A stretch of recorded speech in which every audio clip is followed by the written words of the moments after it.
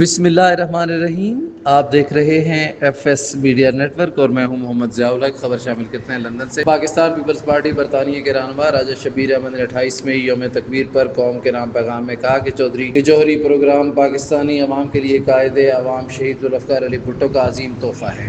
شہید بھٹو نے کہا تھا، ہم گھاس کھا کر بھی گزارا کر لیں گے لیکن پاکستان کو ایٹمی قوت بنا کر۔ انہوں نے کہا کہ پاکستان کو ایٹمی قوت بنانا شہید ذوالفقار علی بھٹو کا مشن تھا۔ دختر مشرق شہید محترمہ بینظیر بھٹو نے بطور وزیر اعظم ملک کے جوہری پروگرام کی حفاظت کی اور آگے بڑھایا۔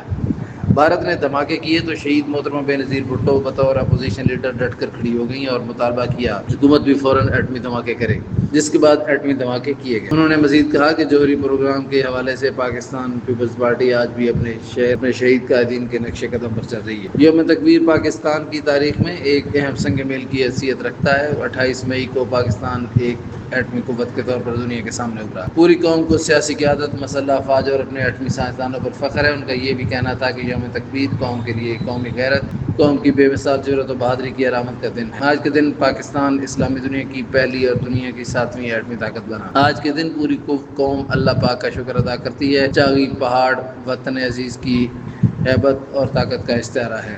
ہم ملک کی دفاع، ترقی اور خوشحالی کے لیے یکسو ہیں اور کسی کو بھی اپنی منزل کی راہ میں رکاوٹ نہیں ڈالنے دیں گے۔ آج اس عزم کا بھی اعادہ کرتے ہیں کہ پاکستان کی جغرافیائی اور نظریاتی سرحدوں کے تحفظ کے لیے کسی بھی قربانی سے دریغ نہیں کریں گے۔ سبسکرائب کیجیے ایف ایس میڈیا نیٹ ورک اور دیکھتے رہیے تازہ ترین تبصرے اور خبریں۔